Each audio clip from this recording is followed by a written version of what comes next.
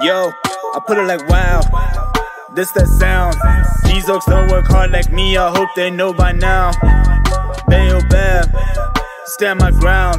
Bro, these money trees go overseas like Percy Tau. I make sure you stay around, quiet when I'm under loud. No negatives allowed, me and positivity took a vow. I always play to win, don't anticipate loss. Mind always in the clown, my boy. Never think about the drop, never ever ever think about the drop. Welcome to it, sports fans. It is the MKT Show. It's a Friday. It is the day where, I mean, especially with it being spring now, those fake meetings are going to only accelerate. Obviously now you've got to book. The ideal place is to be working in marketing because you're never quite sure what a meeting means. You've got a pipeline. You can use all sorts of terms. But definitely from 1 to 4, you've got a massive meeting that could change the shape of the company for the rest of the year. So shout out to every single South African, Australian, and Italian doing that right now. Shout out to you as you do that and cheat your company out of money. I'm all for it. One for the good guys. Talking of good guys, I do have with me a man who is wearing one of the most fantastic shirts you may have ever seen of all time. It's got the deep V effect. It's got that it's Friday, but I'm at work feel. The shoe game, as you can see, always on fire. Ladies and gentlemen, the one and only Mr. President of the Portuguese Society of Portugueseness, Paulo Diaz. What's happening? It's my connect the dot shirts. If you draw the lines, you get me. Okay. La vida loca. And, how do we do that? It's a pen. Yeah. No, that's so what? Just come up to you and just come up, draw, connect the dots. You get me. But we're both wearing white today, and as you pointed out, we shouldn't be wearing white because it looks yellow. The whole thing's off. Because Senzo was wearing a hoodie earlier, and the last time I was in, the poor guy was going to die. So I said, take off that hoodie, man. And then now he's alive. So how are you feeling now? I care for my fellow hosts. Fantastic. No, he's not like you. You're a good opponent. This guy, I'm over him and James. Like, I've cancelled somebody already from one of our colleagues. Yep. And I'll be adding to that list. All right, good aggression, good anger, Senzo Stebe. Good to see you, Paul. I'm tired of being angry. You guys have aged like 2 years in the last week. So where do you go from anger? You transition from anger to? I'll come full circle. Don't worry, I'll be back, baby. Reclusiveness. That's no, where we I'll go. never You get so angry, you go off the grid. Because he's off the grid. I am off the grid. Because my phone packed out as well. This morning. Conveniently, after he gets made fun of, he's a meme, his phone packs up. Very convenient, very likely. Paulo has raised great wisdom there, James. I'll just bring you in here quickly. A lot of people on the streets are saying you bullied Senzo into not getting WhatsApp at all on his phone. He's now gone and claimed that his new phone, his backup phone, is in fact broken as well. So possibly he's lying, possibly you've bullied him into it. Just your a quick reply to, are you a bully, and have you not considered Senzo's mental state? So someone made a very good point this morning. That very same colleague that Senzo had actually cancelled. They made a very good point this morning, right? And they said, when you're going to come in hot and, shove things down people's throats and do your thing. Yeah. Like, you gotta take it when it comes your way. That's a very, very good point. And that's I just mature. feel like... All right, that's a good response, James. Did James get a haircut? Yes, he did. James, you're looking fresh. Your hair's looking lovely. Got a little Tintin thing going there. Oh, yes. This comes back to what you said. Go ahead. This is where the confidence comes from. Let me go get a haircut this weekend. I'll be unplayable. Guys, if I get a haircut and Ronaldo scores a hat-trick, Lord help you all. No show on Monday. There will be a show. But it'll be full frontal. But we might have to change the sign. Yeah. But full frontal. I'm going to go like this. James, get your little blurry thing ready because Senzo will be pantsless. Yeah. All right, listen, that is the way to intro the show, ladies and gentlemen. We'll have to have pantsless Monday. What do we do today? Friday 5. We'll talk English Premier League, a bit of social media with everything coming up. And then for the last hour, of course, it is the long lunch. We've got Flip Van der Merwe and much. He's got plenty to talk about, by the way. So I'm looking forward to having him in. Ladies and gentlemen, on the other side, we will begin the MKT Show.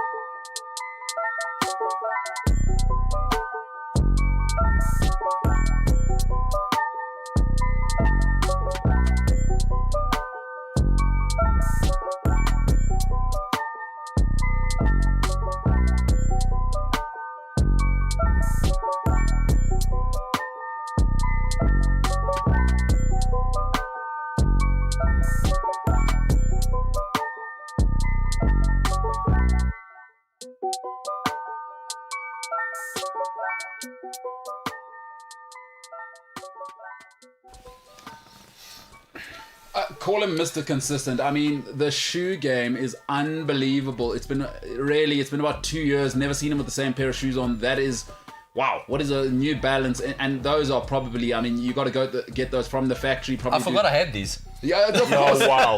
Of course. It only makes sense. It makes sense. Kick him on Lucan. So what do you do? Do you have a shoe room? Because I'm always interested in people like yourself who, we do have a new member of staff who's also in the shoe game, but do you have like a shoe room? Where do your shoes stay? No, I wish, if only. If I had a shoe room, then I'd be unbearable. Yeah. I'd have a different shoe for every toe. I got you. Just standard run-of-the-mill suburban cupboard. There's no way. But did you keep them in the boxes? It's box yeah, fresh. Of course, it makes sense. Box fresh. It makes sense. What hooligan leaves their shoes in a cupboard? Yeah, that's unboxed. True. That's true. That's true. Not Neanderthals. No, but because it makes sense. When I see your shoes, I'm like, wow, that guy's shoes so clean. You got the little inserts to keep the shape. What? Yeah, you got to untie it. Put the inserts in. Okay. Put them back in the box. Give them a wipe with some That's a new sneaker world. wipes. Give it a bit of a wipe before in and out. Yeah, but you're not a man of swag. You wouldn't. That's why I've got some of my sneakers are 10 years old. You got to look after them. Bloody hell! All right, it makes sense. Listen, you get what you get what you invest in, right? Where they say in life is where your energy goes, your flourishing will flow. I mean, those are unbelievable, folks. I'm just looking at those sneakers. Paulo, it's unbelievable that you got to work like this. It's unbelievable I go to work. Because what I'm thinking is there's definitely 3 or 4 people that just cannot stand you. It's like, oh, he's swag, he's also working. I wish I had that. I'm getting that a little bit right now, actually. I know. I can feel the flames coming off you. Listen, sponsors will be accepted, by the way, for new sneakers. They can never, Exactly. sponsorship is open. Yes. At me. Yes. The real PTP. Yeah, that's true. On the Size tweet monster. 9s. Yeah. At me. 9 UK, you will... This is some influencer stuff, bro. You're willing to sell out. I will do unboxings. Yes. I will do... You know what my actual dream business is? You know what I'd love to have? I'd love to have... You know those sneaker shacks where they clean sneakers? Yes. I'd love to have one of those. Why? Because I like cleaning sneakers. Really? I love it. Do you do the Apparently it's toothbrush? therapeutic. I got the toothbrush, I got the little brushes, I got the wipes. It's a black you guy, use bro. erasers. So on suede sneakers to get Yeah, those scuffs. eraser. Get a pink eraser. Eraser, but yeah. Not too much. You Not gotta too get harsh. pink. Of course not. Toothpaste sometimes on the whites. Yes. Yeah. You get some toothpaste, just brush it off. Do you not know that? I've never cleaned a pair of sneakers. I'll put in the wash. Put in the washing machine. Cardinal sin. God. Don't- Oh, did I just give you active anxiety? Everybody that's a sneakerhead right now, they're like, Getting very warm here. it's so hot. There's never been like an ounce of doubt in my mind that I'm a swag guy. It's even when I had football money, it was just like, well, just get it. Will it fit on me? Let's go. Okay. I've never ever lied to myself. But for Paulo, it's natural. The thing is, you can't fake what it is. You can see Paulo is there's people in life who try and be, drip, who try and get the drip going, where the clothes are wearing you. And I see it a mile off. I'm like, no, you just made money. No, don't do it. Sure. That would be me. Like if I went full. But Paulo's Paulo- not trying. That's the thing. No, he's wearing the clothes. But also, he's Portuguese. You know, Portuguese guys, the kick game, they take their shoes very seriously. No, they really do. They're like Portuguese guys. They do know what they're doing. So, Paulo, shout out to you. Thanks. I hear that shout out. I put it in my pocket for when I'm feeling low, and then I'll take it out and I go, oh, that's nice. Yeah, I mean, I just wear these every day because they're the most hella comfortable shoes I've ever worn in my life. You You guys, guys, little throwback to sort of what is that, Paulo? Late 80s, 90s. That sort It's of look. got I a forget. very 80s aesthetic. Your laces are very tight. Loosen them up a little bit. You're No, gonna no, damage no, no. the shape of your shoe. no, I'm fine like this. Don't worry. Oh, you're right. You're your own man. You're not gonna have Paulo tell you what to do. No, that's Paulo's swag. I can't be biting his stuff. No, that's right. We're All different right. people. That's spice of life. No, it is variety. It's very, very good. Who knew that? Toothpaste. Toothpaste. Every day's a school day. Colgate. Not Aquafresh. That's Yeah. for those colors. Of course not. No. What monster? White Colgate, just This is unbelievable. So this is the kind of maybe I don't care. The one thing I've never got right is the sort of like not oatmeal. maize meal. Maize meal For All-Stars and I've- Supergas. I've never got that right. Now that one's for like I've- that's the next level. That's next level That's cleaning. next level. I've lost many a white all-star to that What attempt. are you guys talking about? So like to get Like the in poop. yeah, you just dab it there and then you just let it do its thing and then So you let it put dry. maize yeah. meal. Yeah, and you let it dry. You leave it in the sun. You let it dry, and then when you just dust it off, like white. like Have you ever seen the Tasha's waiters? no, Those guys are doing that on the daily. do you know white? Do you know white it is? Yes. Picture Bobby Firmino's teeth. It's whiter than the privilege of most of the customers at That's stations. exactly. That's how white these That's sneakers how, are. That's how white it is. That's how white Wow, it is. that is sunglasses. Ooh, boy. Who knew? They're doing it on the daily. I reckon Tasha's have a flour budget. A maize meal budget. Maize meal budget for Nothing on the Supergas. menu's maize meal. I didn't realize full this, but I will ask her because I do know old Natasha, the Tasha. gotta ask, I'm going to ask her. their Are you sneakers- giving your staff All the time. All the time. They all wear white all-stars. Yeah. And they are... impeccable, huh? That is, when you've got white all-stars like that, and you're not buying them new every week, you're not even Premier League. You're Super League. Super League, yeah. You're not even Super League. You're like... I don't even know what you are. Like when they have those charity matches and Figo plays. Yeah. That's where you are. I do like that. James, you're a little bit in the sneaker game. Like, you're not like full on. I mean, you've got kind of your swag game. I'm not too sure what you're up to in terms of that whole thing, but you kind of sometimes are getting involved in the conversation. Sneakers, yes, no sneakers.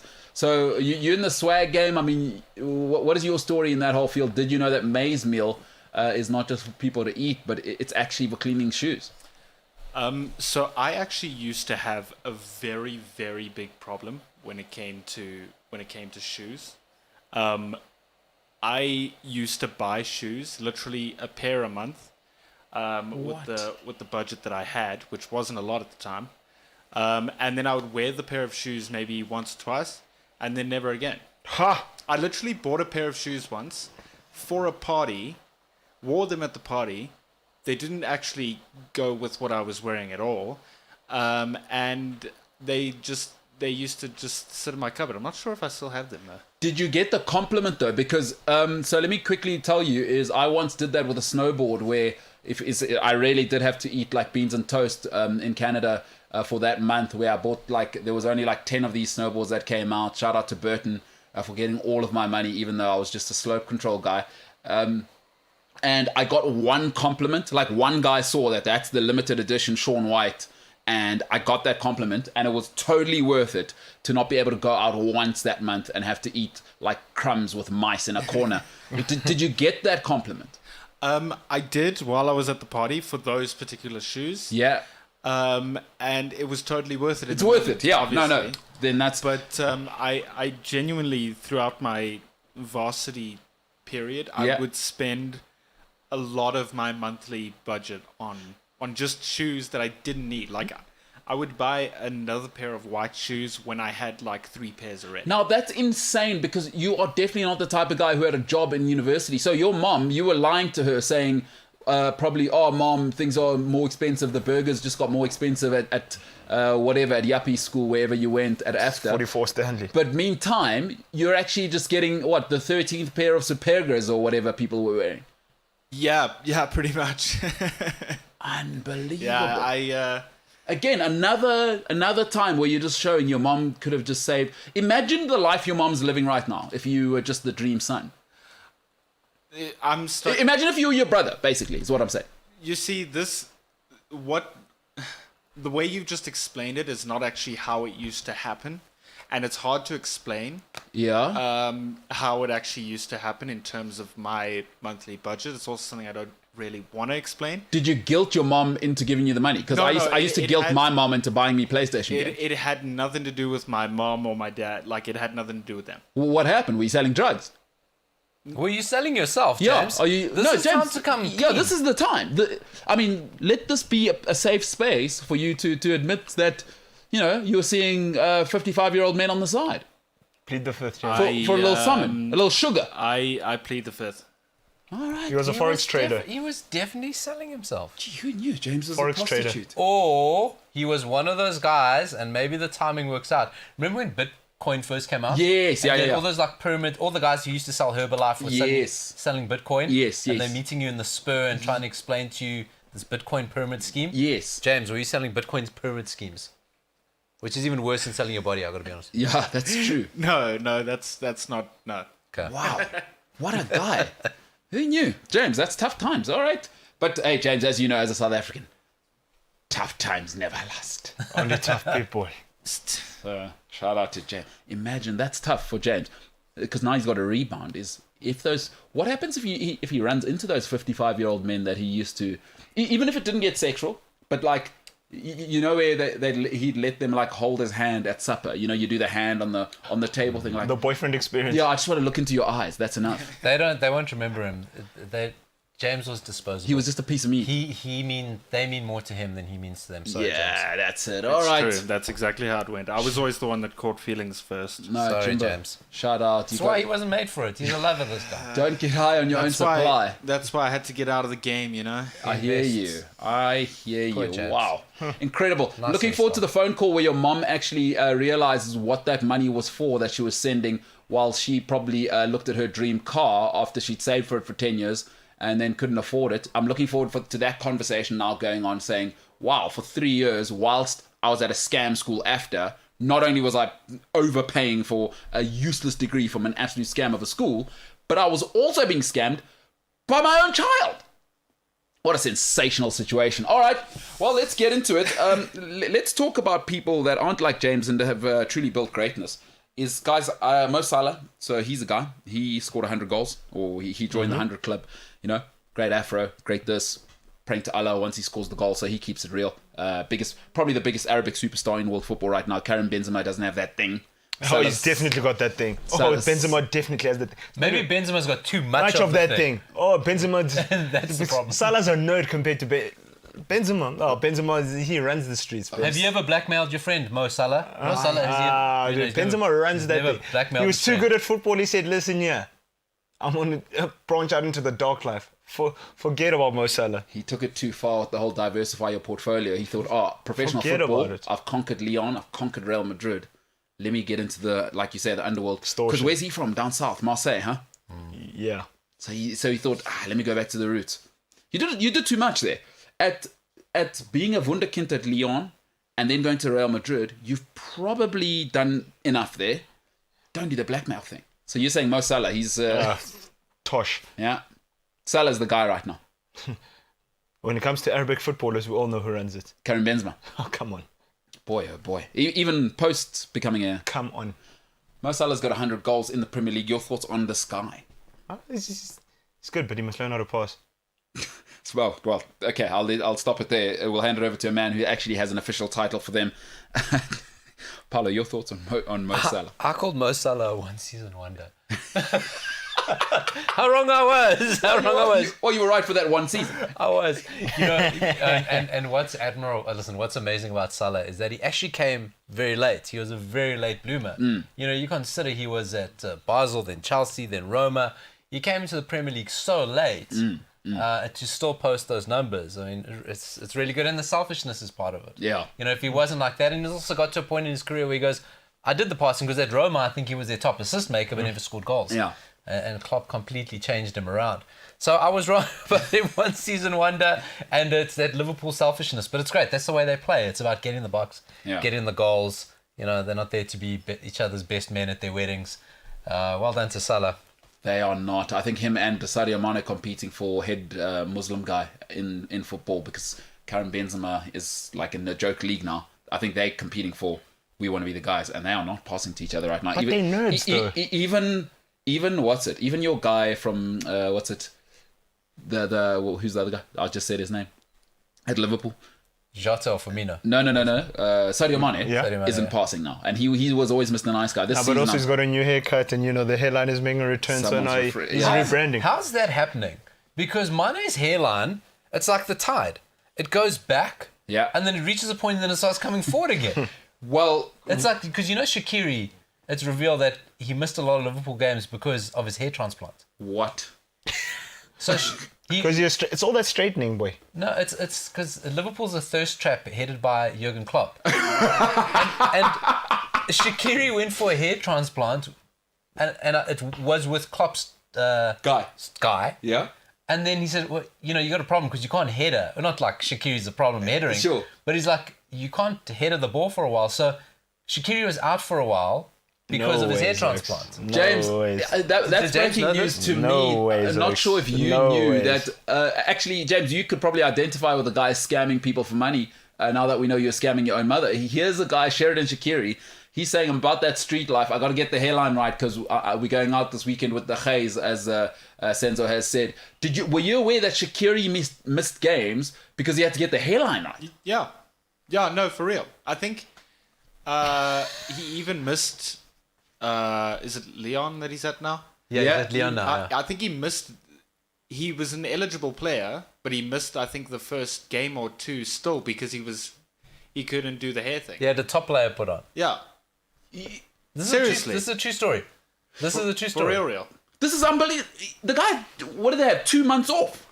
No, but he played Juro, remember? He had the one set, and then you've got to have it done again. I've researched this. I'm too late. No, just because you're a pro. It's too late. It's too late. You can't now go put lawn on your paving. I'm with you. You know what I mean? I'm with you. That's where I am. You still need Wow. something. You need something to work You need with. something to, Got you. knit together. So he had it done, Yeah. and then that's the first little bit. Then it settles, then it goes. And you can't head it, you can't play. And Shaqiri's short, man. For a short guy, you can't have any thinning. Guys will see it. Tall guys going bald, they got it. They got it made. And you'll trigger him for the no hair anyway. For a short guy, Yeah. So he's got to do it. Like Wayne Rooney never got the hair implants right. Shane, poor guy. It's a fortune he must have spent. He was too famous. Like there's I think because he wouldn't take the time off. You got to let that stuff settle. No, got it right though. So, sorry, I just researched it now to find out all the details about. Okay, Shaqiri, research right? is a strong term since you last spoke to now. You just So I you just googled it. Yeah, that's let's probably research. Top hit. yeah. Because people are saying sort of 7-8 years to get a PhD. Go Now, that's past the recent. Daily Mail one. Look at a more legit one. I don't know which one I'm on. I'm on Give Me Sport. Okay, which tells me you're not exactly doing research, James. So in proper university, actually, when you do an assignment, all right, what you got to do is something called a reference page, and as you said there, you didn't even know where you were, so that is not research. Bibliography. Just so you know that's a very, very real thing. But go ahead with your research about Shaqiri's hairline for scamming Lyon. So it says here Shaqiri missed just over 2 months of action between September and November 2019 due to what the club insisted at the time was a calf injury. Yeah. They went after the biggest target. This was sort of disproven by this journalist who found out that it was actually him having a whole hair thing so that he could still play for the national side for the upcoming qualifiers at the time for the Euros. Because that's where all his sponsorship is. Yes, I was going to say, Switzerland. shout out to him. So he can't miss that. Yeah. He's got to look good for that. So it Yes. says that he couldn't head the ball for 6 weeks. That's why he was out of action. Some would say he couldn't hit the ball. Period. Before that, yeah. Yeah, I mean, that too. But why doesn't he just go for the who's the Mexican guy at Wolves, the up front, the brilliant striker? Oh, yes. Go for the scrum cap. That's a future scrum cap with a hairpiece on the Yes. top of it. You're missing no game. No, but scrum cap. Oh, it affects the growth. Yeah, it makes the your hair sweat. thin faster. It's How like do you know? wearing- Have you also researched this, James? Oh, Is it? No, it's you know- just it's like wearing a cap a lot of the time. It makes your hair thin and fall out. Do you know who got it right? Oh. Shane Warne. he did get it right. Shane 'Cause Warne. he kept it like the blonde Oh, tips. my boy.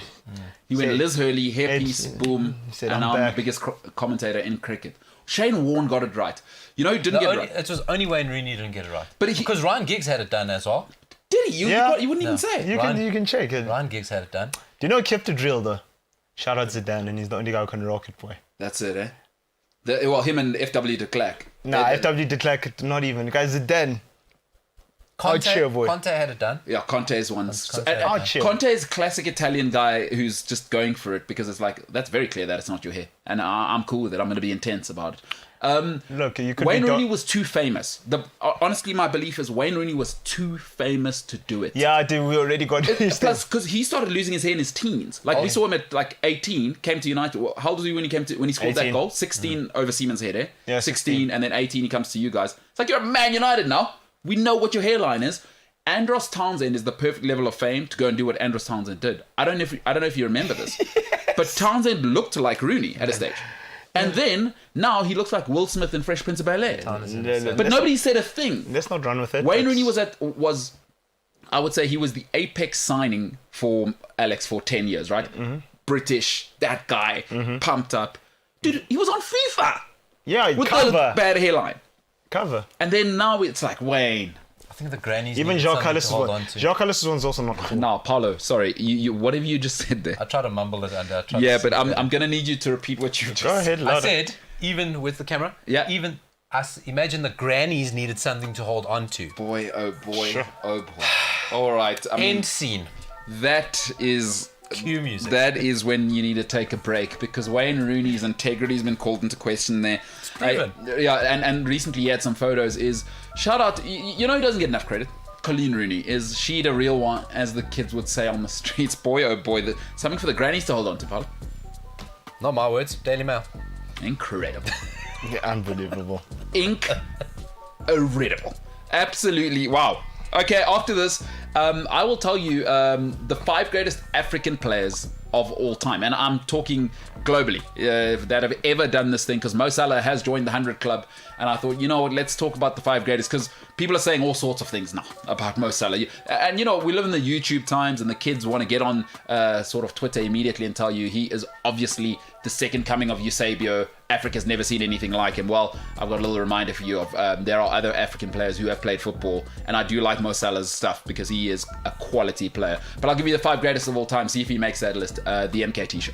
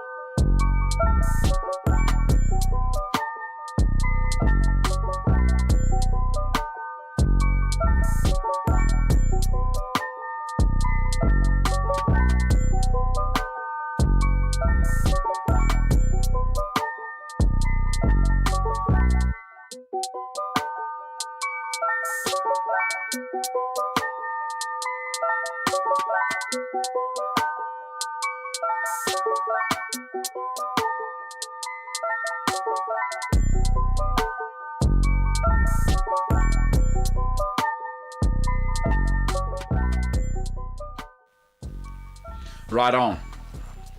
Right on. Jerry Jones would say that. You would. Yeah. My name's Jerry. Everything's bigger and better in Texas. And he's got that ring, that bust down ring. He's unbelievable, that guy. He is. Jerry Jones is the most unbelievable. He's too cool, actually. have you ever? I've never seen a sports owner like that guy. Right? The Dallas Cowboys have not won for 25 years. Jerry Jones, the owner of the Dallas Cowboys, for those who don't know, he takes press conferences before the coach does. He has his own radio show, like talking about the team. No, but I'd love to just shout out Jerry Jones. That guy must be hilarious. Paula, you heard of this Jerry Jones guy? NFL owners are different though. You get NFL owners, and then Formula One owners, I think, are also quite charismatic. Football club owners are useless. I love NFL owners. They're basket cases. But everyone's like doing their thing, but Jerry's out front. Up front, yeah. But the thing is, what owner's talking? He's talking to the media about the team. Mike McCarthy, who's now the coach, does not do it's my team. Jerry announced an injury before the coach got to talk about it in public. Yeah, it's my team. It's good. You know what? It's very upfront. Like, I like that. Yeah, it's cool. It's like everyone knows where they stand. Everyone knows. They all know what it's about. Yeah. It's me. I'm the guy. But also, do you expect less white rich dudes? They know they're at the top of the food chain. Although, listen, the greatest dynasty in American sports history, nobody knew who he was until he was revealed to be at a relaxation resort recently at the Patriots. Right? Is that he's the owner I want? I want deep pockets. Shut the hell up. Like Roman Abramovich. I want Roman Abramovich. Not up front. I want Man United ownership before what we got going now. Okay. Like, who were the owners while Fergie was doing it? Like, I mean, as diehard fans, you kind of know that Fergie had a fallout a little bit. Hey, my horses, your horses. Yeah. There was a whole situation, right? But I love that. Jerry, I don't know if you know this. The season after they won the Super Bowl, the last time. Mm-hmm. It's been a while. 94, it's like 94. 25 years. Yeah. 25 years. Yeah, So he was it Landry? Tom Landry. Yeah. The story goes because Jerry never got any credit. They were at like a hotel situation, right? And apparently they always used to make fun of Jerry, like the coaches. And it's not Landry who came after him. Jimmy Johnson. Yeah. Jimmy Johnson, the great Jimmy Johnson, and because Jimmy Johnson used to make fun of Jerry in front of the whole coaching crew. And the story is at the supper was that Jerry Jones raised the glass. Jimmy Johnson did not raise a glass. And it said that Jerry threw a temper, stormed out because Jimmy refused to toast. He walked out. And as he was walking out in the hotel hallway, he saw some journalists and he called them over and he said, I have an exclusive for you. I'm about to fire Jimmy Johnson. Brilliant. That's great. No, but the thing is... And they've never won again. Yeah. Do you know Jerry Jones does it? Do you know he does it? Yep. Otherwise you end up being like Liverpool. They forget about you. Jerry just puts them out front. Huh? Oh, hey, shout out to Jerry. Haven't won a thing, but we are the most valuable franchise in the world. he's the best. And I've been to that stadium, by the way. If you haven't seen it... Dude, how insane is that stadium? No. If you haven't seen Hard Knocks, go and watch that. Jerry's my guy, man. Guess what he does in Hard Knocks before we move on? So they're flying in a helicopter over the stadium, right? And he says to the guy, hey, fly around again. I want to have a look at it again. Fly around again. Jerry Jones. Jerry Jones is the man. No, he's in my next unbelievable. life, I want to be Jerry Jones, actually. Jerry's unbelievable. And it's called Jerry World. They call He's it Jerry the World. man, though. They call it Jerry World. Just incredible. All right, let's get into it. Welcome. Give us breaking news. Oh, my goodness. Munchen, right, Mia San Mia have just released their limited edition Oktoberfest kit. If you're not with us on YouTube, cold. It is sort of a dark green. It looks like Robin Hood kind of green. Think back to that sort of green. I don't even know how you... Oh, my goodness. It's that meets gold. It's Gnabry, who looks like he just got out of bed, and his mother won't want to see this, much like Senzo, where he hasn't combed his hair at all for an international fashion shoot for arguably the biggest sports club in the world at the moment. But they should have done this shoot this week. Did you see him this week? When he stepped off the plane? No. When he landed in Barcelona? Yep. Oh, But with the Gucci sunglasses and the suit and the cornrows. But am I right to say that those are puffy eyes? That's early in the morning. Probably drunk. It's Oktoberfest, bro. He had a big one the night before, but those are puffy eyes. Shout out to Bayern Munich saying, we don't care. We're going to get him in. He's a German kid. Arsenal said, get the hell out of here. And we took him on and made him one of the best wingers in world football. We don't care that he looks like he's 65 in the photo. I think they chose him because he's probably the only He looks like the Bayern Weeknd player. in this photo. He does. Looks a little bit like Monday and Tuesday as well.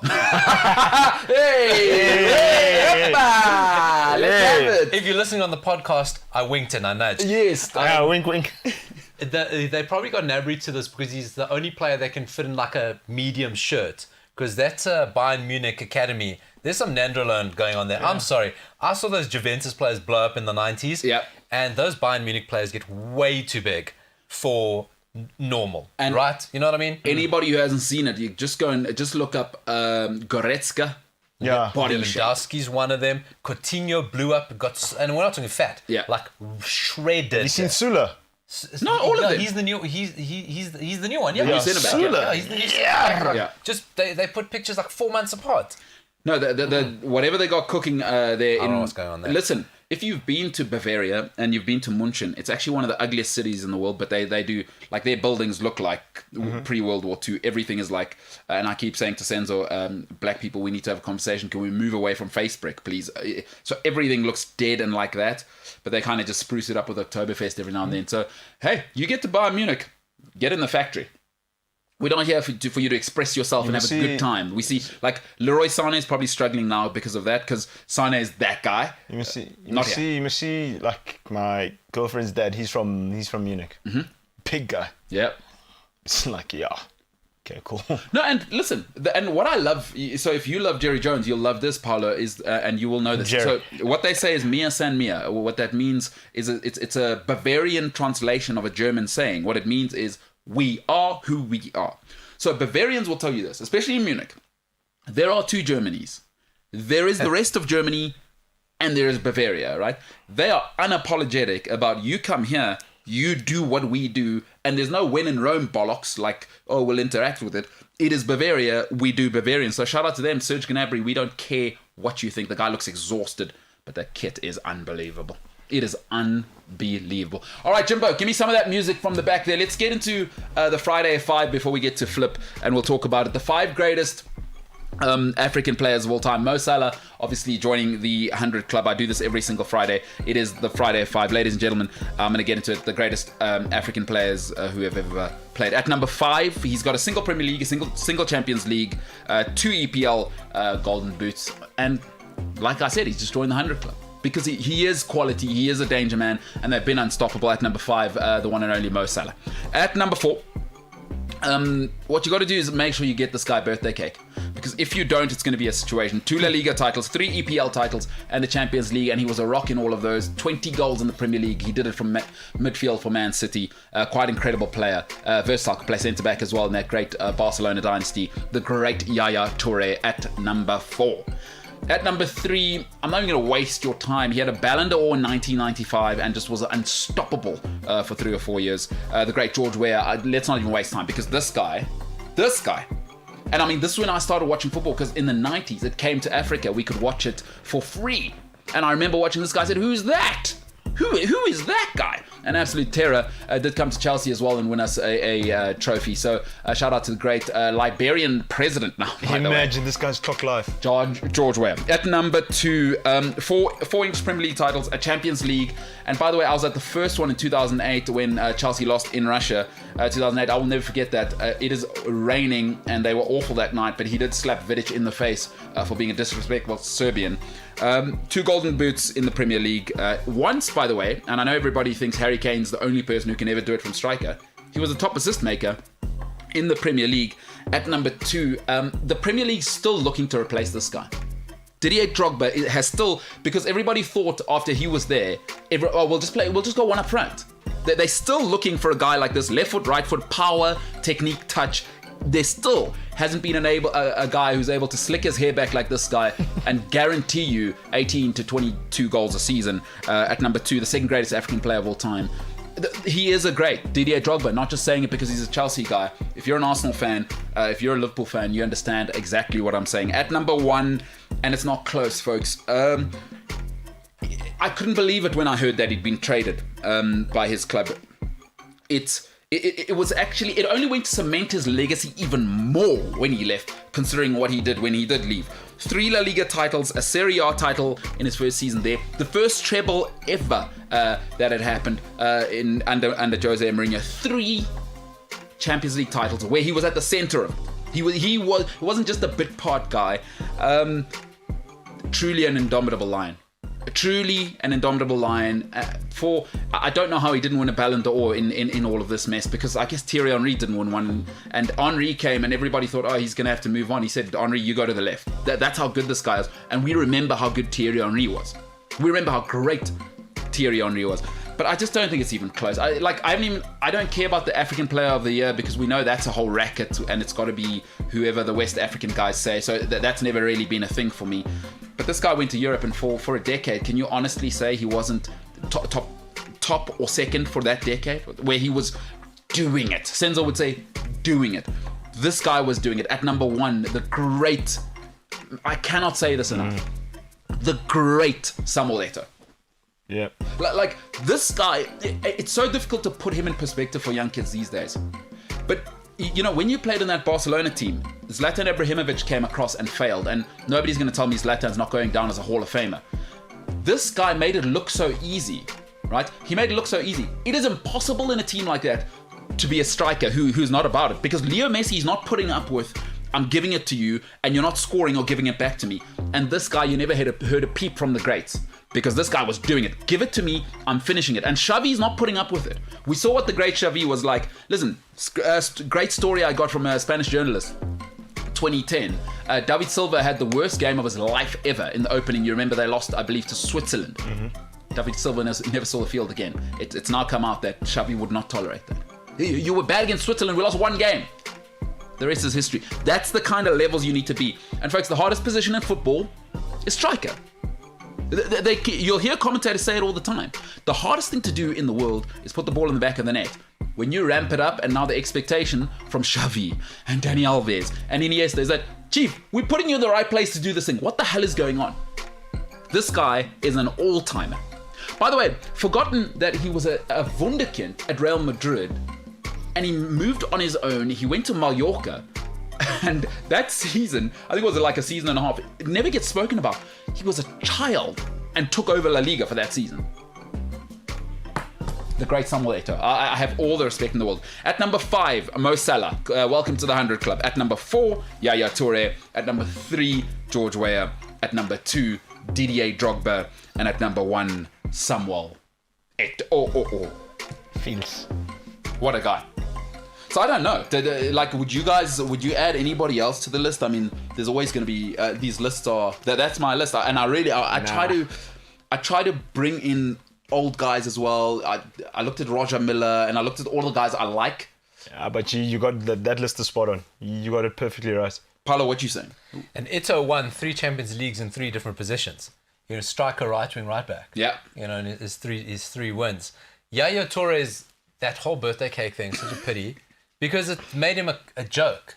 And he's actually phenomenal. I mean, he is the first, if part of that first great City team. Yeah. The whole team was built around him. Yeah. You know, and so he's been made a bit of a joke. Like Senzo.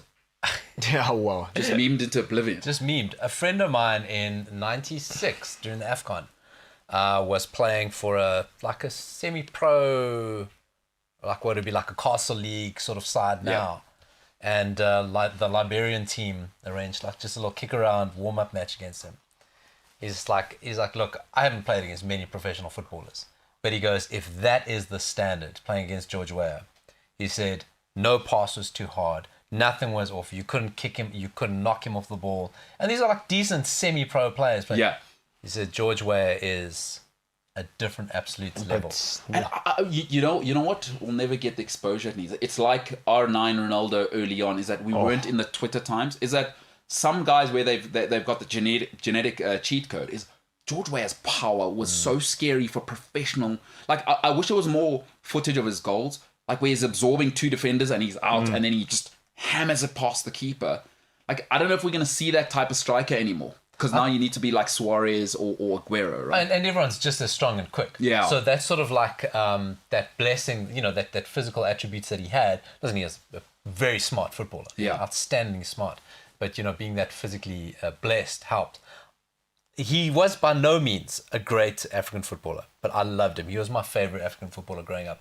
Emmanuel Amunike. Oh, He was, Amunike, yeah. and I remember at the time, in 94, 96 to 96, he was playing for Sporting, and that's just when he had come out that 94 Olympics, and then, Nigeria were quite a big name there. oh yeah. I loved him. He was like a player, he reminds me of Adama Traore now. Yeah. Sort of same build, pace, power, got everything, but just sometimes it just won't connect. Yeah. But like when it does, it's not just that exciting will he do something, it's goes, will he stay on his feet?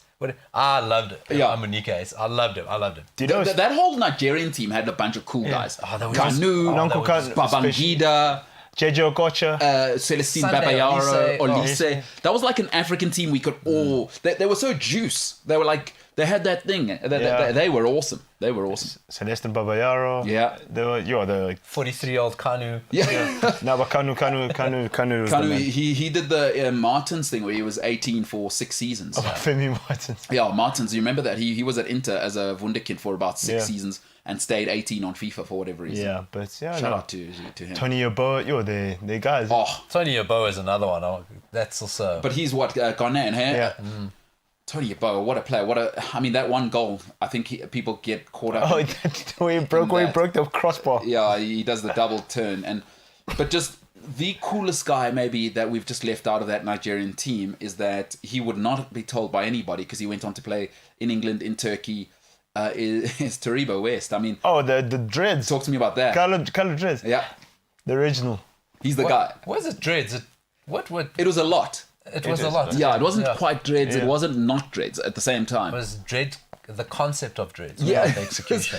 version 1. Yeah. It was version 1 dreads. Yeah. But he just, everywhere he went, this is who I am. See, the Oaks that have played, man. Mustafa Haji. What a guy he was, huh? Him and Yusuf Chipo yeah. got their thing together. Haji For was also a Sporting player at that time. Yeah.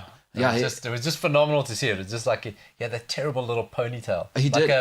a Virgin van Dijk type of hairstyle. yeah. But also, shout out, the thing is also, do you not also elevate Drogba? The fact that he stopped the Civil War. Well, I mean, that's a whole... That's crazy, bro. which is why I never like to get into that because then no one's Muhammad Ali, Yeah, No true. one's that. It's like, and listen, Drogba's... my sister lived in there, and it's tough to conceptualize what those types of guys mean to the people. It's Yeah, like, exactly. To the European eye, Al Haji Diouf is so offensive. Yeah. But when I was But in also played for Senegal, Liverpool, so like... yeah, he did play for Liverpool. I mean, shout out to him saying I'm better than Gerrard. They were just jealous of me. But when you go there, and it's like, wait, what do you mean he built that school? And then like hospitals and you stuff. can't Like, it's quantify crazy. what El Hadj Diouf means to people in Senegal. Yeah. It's like if you start getting involved in that, no European player will ever be like Sadio Sure. Mane now. Which is why I don't like to get into the long grass of like, oh, he's the nicest human in the world. Oh, that's great. But I can't do everything. But also, shout out to Drogba.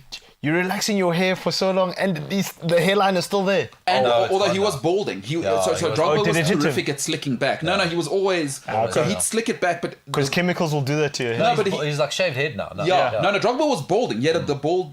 But what he did was, whoever his hairstylist was, they earned every penny because Drogba had it perfect, and no one's ever talked about him like they do about LeBron. So Paulo, you did spot the balding, huh?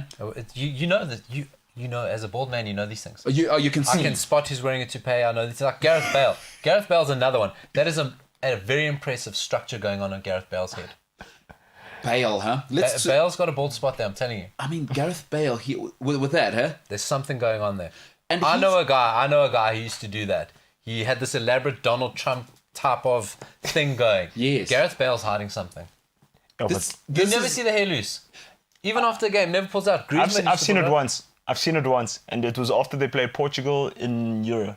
That was 4 years ago. Yeah. Oh, okay. A lot can happen for you. So you reckon Gareth Bale, he's Something's being hidden. maybe on the golf course where he's so rich, he'll have the golf course to himself, because you can do that, by the way.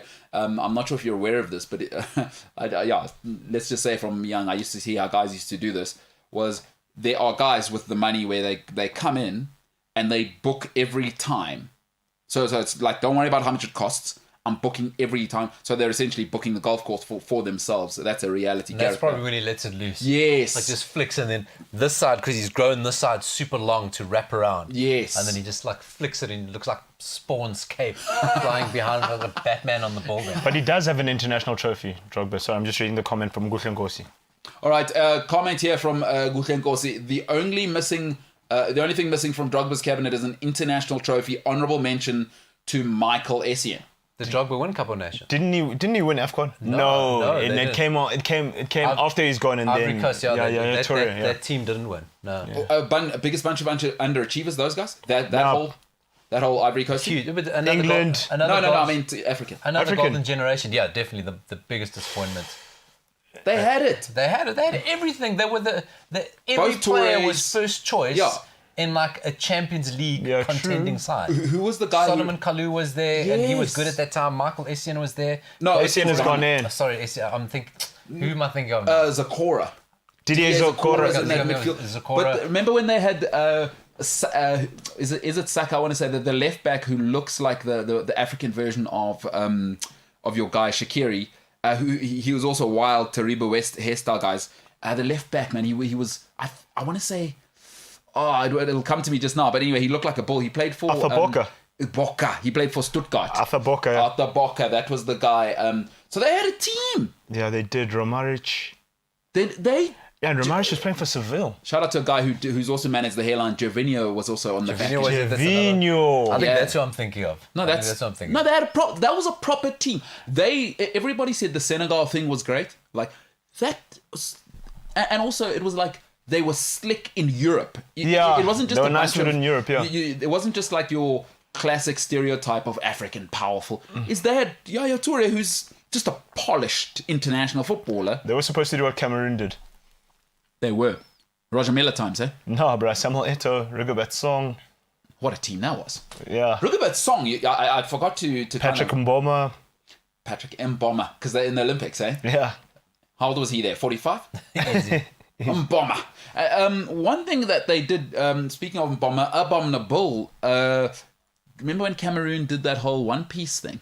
I was actually reading an article the other day about all those different kits they had. They The had the vest. sleeveless kit, Yes. then they had the one piece. Silly times. Those are silly times. Not good. Well, Not good. So they did, because they got away with the vesting at AFCON. Then at the World Cup, FIFA like throw some Well, sleeves on. they got fined every game, but Yeah. Puma just paid the fines. Smart. The Puma And they just did end played up winning the AFCON with that. With that, yeah. Drip never dies, bro. Yeah, so Puma were like, we'll pay the fines. We're it. It's been a wild time. It's really been a wild time for African football since probably that Ivory Coast generation, because we haven't had another one. Like there's no good African team now that's going to do anything at a World Cup. No, there isn't. There's nothing now. There Like isn't. who's the best? Egypt. No, not even. Algeria. Oh, come on. That's it. Is that what we have to offer for the first time? I think since I've been like old enough as a you know human which- to do you know- care. do you know which- we haven't had an African team that's Do you know going to do which something. African guy should have played in Europe, but he didn't? Mohamed Abu Treka. That guy was elite, bro. Sometimes Mohamed Abu Treka was too good, bro. You know what? I think we get caught up in the backup quarterback's always the best player. Is that sometimes when you build it just for him, he's going to look like that. But I don't know, Abu mate. Treka. He was better than Miro, dude. That doesn't Way say better. much. That doesn't say Way much. better. But Miro was good. Was he? He had one season at was he? Ajax. Yeah, Guys, and then- Adel Taarabt made it too, and he's... No, but come on, listen to the guys. Adel Taarabt is.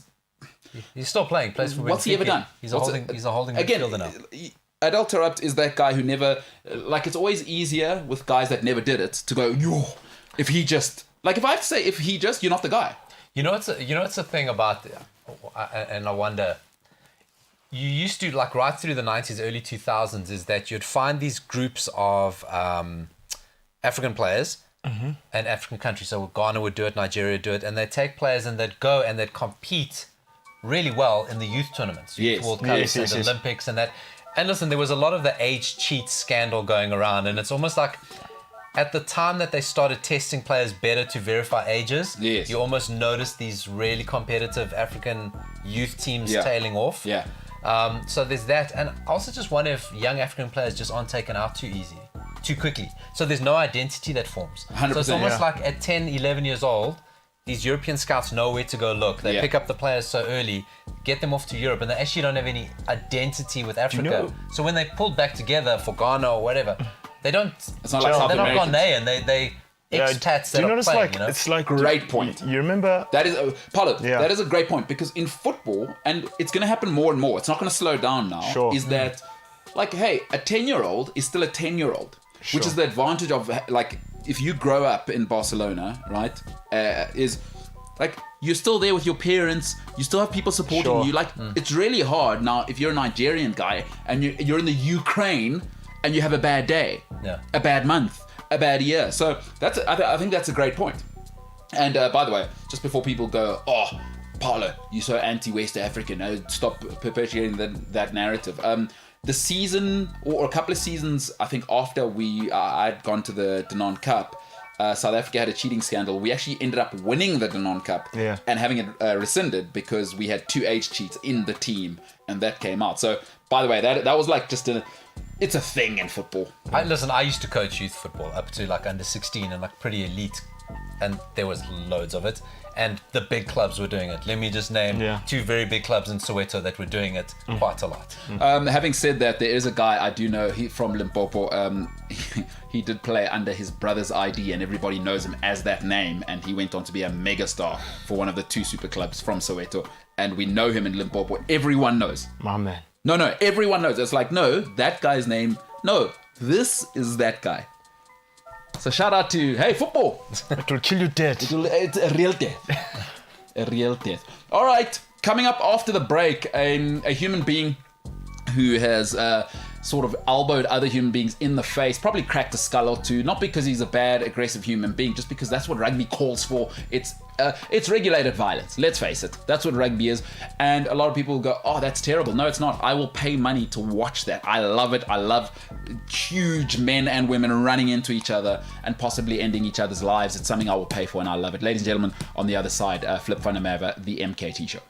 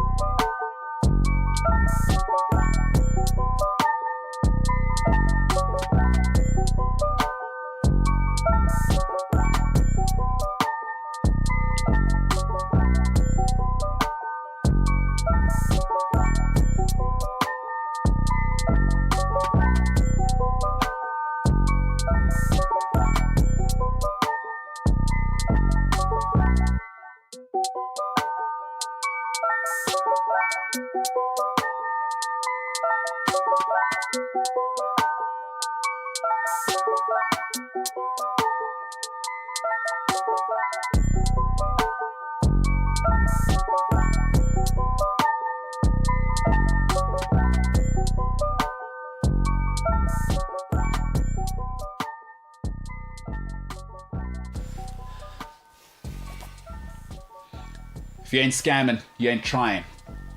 I read that somewhere. If you ain't scamming, you ain't trying. And they did the N with the apostrophe thing. If you ain't scamming, you ain't trying. So I'm just saying what I saw on social media. You know, who am I? That is so dangerous. Who am I to question social media? I'm just telling you what I saw. And if anybody judges me for that, go to hell. Straight up. Yeah, I saw it on social media. Straight away. That's I'm just saying, if you ain't scamming, you ain't trying. Just, you know. So that's what's happening on the streets right now. On the line with us, as he does every single, well, not every single. Sometimes he's out there playing golf and three putting. Which does remind me, before we bring him on, I do need to probably have this show him a little bit of technique, ladies and gentlemen. Introducing now a man who has not only shown that I'm a better sportsman than you, but I am also going to an elite institution, and I will get an MBA and shove it down your throat. Ladies and gentlemen, the one, the only, all-round good guy, Flip van der Merwe. Flip, what's going on, pal? How you doing? Oh, no. Is he muted? Is it us? Oh, no. We can't hear him. Oh, there we go. That's $50. That's $50 in the fine jar. Yeah, that was James's fault. I can see them panicking in the background there. See if we can cut to James there panicking. Let's have a look. Okay, I'm back. Yeah, you are back. Give us cut to James there, guys. I could actively see the panic happening in the background of, oh no, what's happening? And you know, do I deserve this job? At some stage, you got to say, Now, do I take a bit of salary off for this month for that blunder? These are the sorts of questions you got to ask at the top. Flip, I mean, if you make mistakes for the Bulls, you get dropped, right? Count.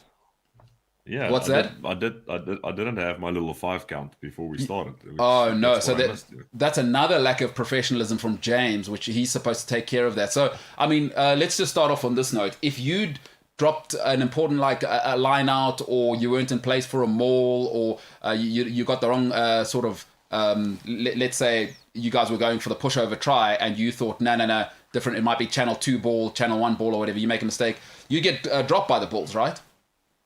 Yeah, you're out of there, mate. So, I mean, thoughts and prayers to James. It's rugby. It's not that important. Does that mean I've been only dropped rugby. by the MKT show? Where are we now with this whole thing? You were never on the team, James. Yeah. This is how we break it to you. You can't be dropped from something you were never on to begin with. That's fair enough. That's fair enough. Yeah. So, all right, hotlines, James. So this may or may not be the last time you see James Flip. Hey, Flip, welcome, man. Let's start off with what's happening. You look fresh-faced. Is the weather starting to turn ugly there? Because I hear it's getting a little nippy. Don't put that spell on me.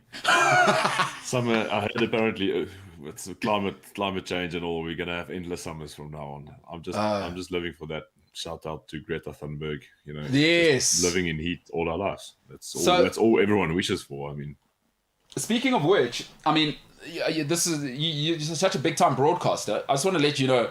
I've gone full glass. I'm currently in the process. I don't know if you know this. You heard of Joe Rogan? He's not doing very much at the moment.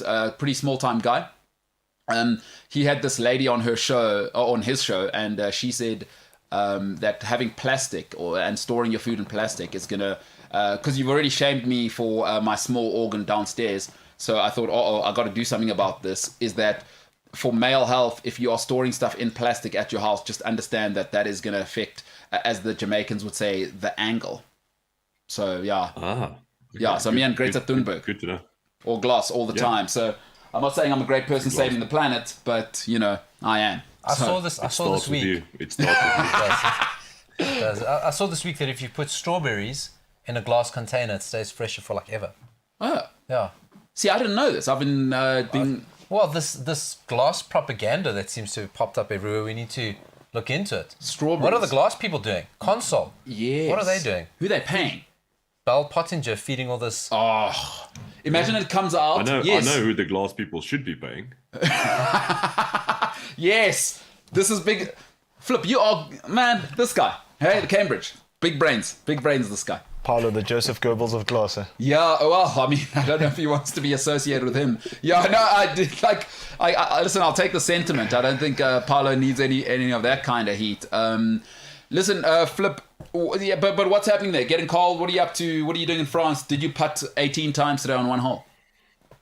Yeah, I haven't picked up my golf clubs again after shout out to Dion Stackman, who once called them golf sticks. I haven't picked up my golf clubs after my terrible show in Poitiers 2 weeks ago. Was it 2 weeks ago already? Yeah.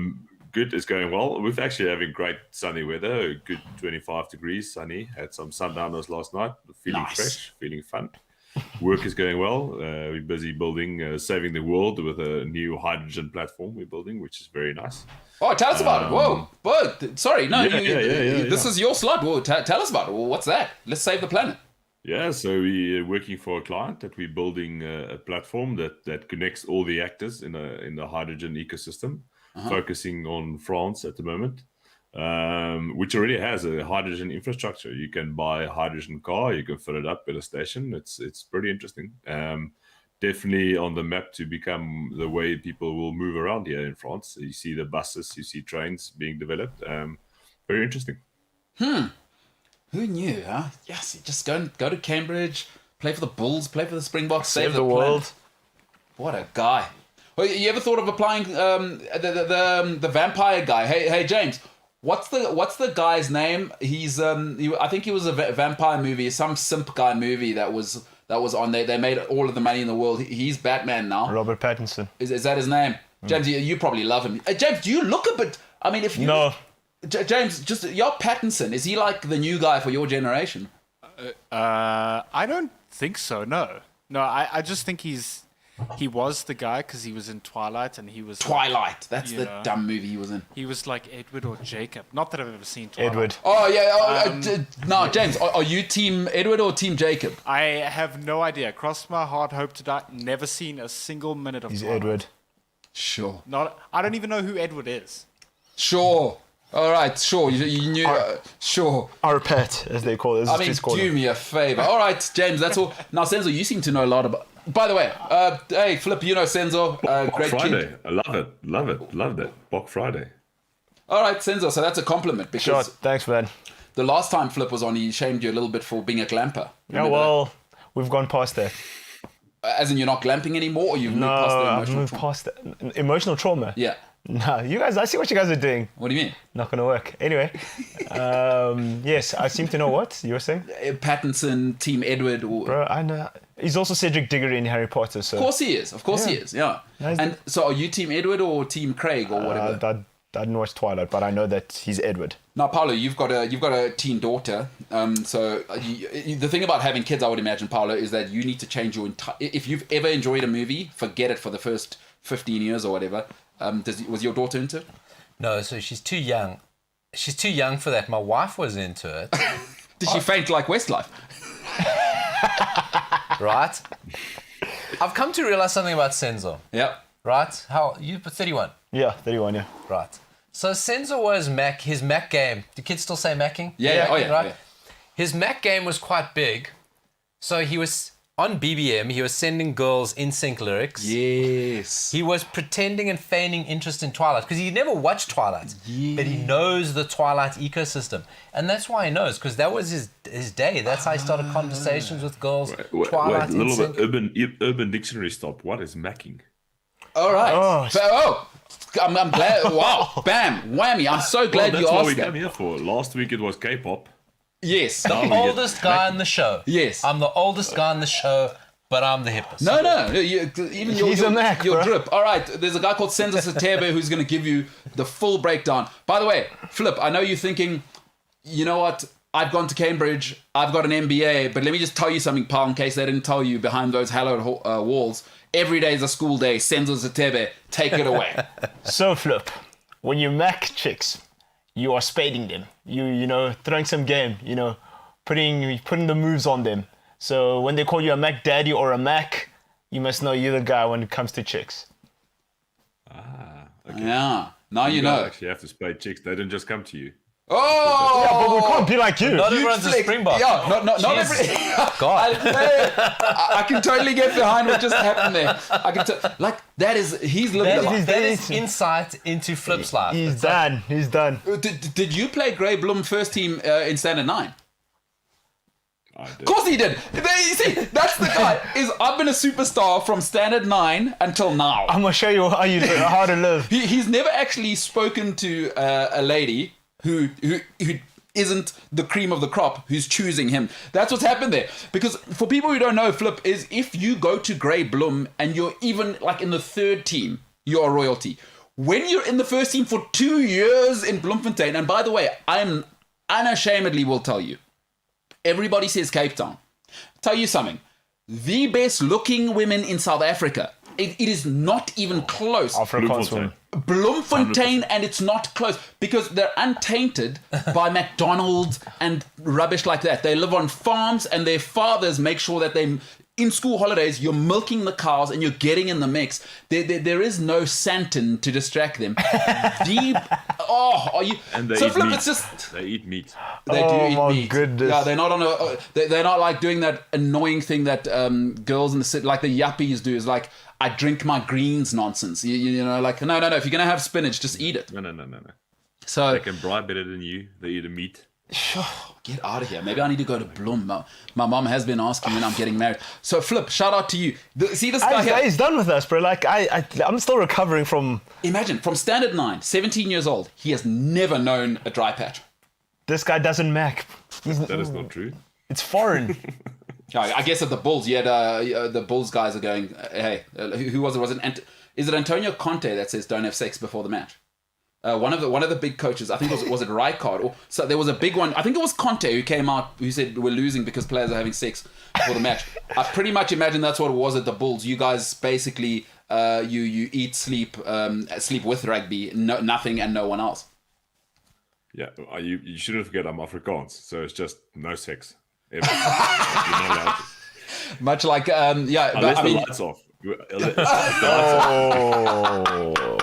Very much Otherwise, like Jesus will see you. I see. Shout out to JC doing that whole thing. And now James has been in that whole situation his whole life for very different reasons to you, though. Very, very different. In his case, nobody wants to actually. In your case, it's just like you got to, proverbially hand the ladies off. Otherwise, situation. Speaking of that, let's just start with the Bulls, right? Is talking of being a part of a dynasty. Are you kidding me? Last week, you wanted to say the champion. Listen, watching last week, right? Honestly, I thought it was like I thought they were playing a high school team. The Sharks. Yeah. What are we doing? Is it only me? Have they won 2 Curry Cups in one? Unbelievable. They did. This guy. This guy's on fire. That's unbelievable. It's incredible. So we can win it. That's basically that's just what happened to the Bulls. Yeah. I did catch it. It was, as you said, I wasn't impressed. I wasn't really impressed with the Sharks. Looked a little bit not on firing on all cylinders, as if we can use the right terms. Yeah. The previous week, I actually enjoyed Griquas quite a lot. I enjoyed the way they play. They looked a little bit like they want to attack. Not keen on tackling, but I mean, what is rugby these days? But yeah, shout out to the Bulls. 2 Curry Cups in 1 year. But now tell me this. I mean, silverware. while we're discussing that, does the Curry Cup still matter? I mean, let's have a very difficult conversation, I would imagine, for you as a staunch South African. And it's hard for me to hear that the Curry Cup, for lack of a better term, it's been diluted, right? Or not? Does it still have that thing? Yeah, I think we suffered a little bit of a talent drain. So there was the time where the Springboks didn't play Curry Cup, and it was a little bit all over the show. I sort of feel the last 2 years they gained a little bit of ground again. People started watching again. I actually think the result of COVID for the Curry Cup will be great because international teams aren't buying anyone. There's the player transfer was very few and far between this year. Yeah. So a lot of players were forced to stay in South Africa, which means like there will be a bigger pool of players to select from, which means better talent. A lot of clubs are capable of retaining their talent. I don't know where they get the cash from. I think the new rugby ultimate rugby challenge, is that what it's called? I think that there's a little bit of a cash injection coming. Well, I mean, the Bulls do have Patrice Motsepe. You heard of him? He just I think he just purchased 40% of the, so he's trying to buy every team in Pretoria. Shout out to the ultimate mafia, little Cyril's brother-in-law. Exactly, there's a whole Motsepe racket there. Yeah, but I do think I like to believe I've got a little bit of bias maybe, but I like to believe since it's become the Black Label Curry Cup, there's a lot more interest. There's no one loved it when it was Absa. It was just like, no, I don't want Black Label, a little bit more interesting. But as I said, it stays the ultimate breeding ground for young talent in South Africa. It is important that we keep the talent, we keep the flow of talent through the Curry Cup is important for the Springboks, for the Super Rugby teams, for young people that want to develop and want to become rugby players. That is the ultimate challenge. And still lifting a trophy, most beautiful trophy. It's probably in the world. I think if you think about rugby trophies. Oh yeah. A lot of history, so I think people are doing some work, and shout out to Jake White and the Bulls for playing some entertaining rugby, playing some rugby people want to watch and get behind.